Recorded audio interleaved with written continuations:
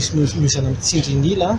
natao hoe 2 poids 2 mesures sasany mamorola manao congrès miaritsa vera ivory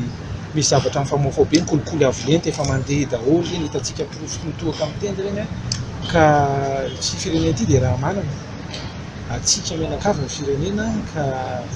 hitondra rivoavoan'ny firenena anatin'izona. Anisan'ny nanao somiana fanambarana iombonana tsy manaiky ny filatsako fidian'ny finoa ankehitriny nareo raha mifantatra metraka candidature izy androany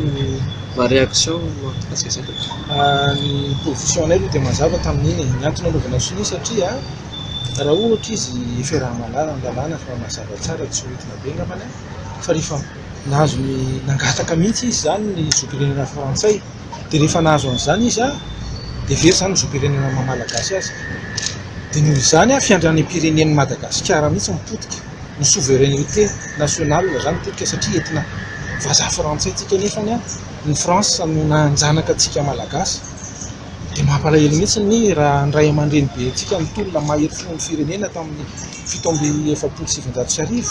dia maty fotsiny ve zany reny reny raha mbola teo reny dia inona reny fanontanina inona reny zavatra mety holazain'ireny ray aman-dreny reny amin'ny zavatra misy ny firenena tahaka izao hoe ka zay no mahatonga ny amosiany iny mazava ho azy raha mametraka candidature moa ny firenena ankehitriny zany dia misy zavatra mbola fanambarana iombonana ivoaka ihany nandro hitatsika azafady ny ao anatin'ny anisan'ny sivana moa zany ny candidat filoham-pirenena dia misy andininy anankiray tsy dia voaresaka mihitsy ao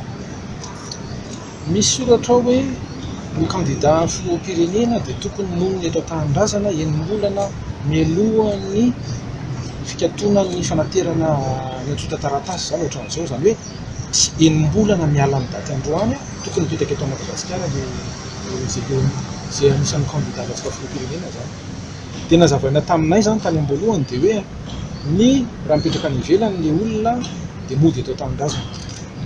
enim-bolana mialohan'ny katoanany daty androany raha eto an-tanindrazana indray ohatranay dia tsy mivoaka fa mijanona eto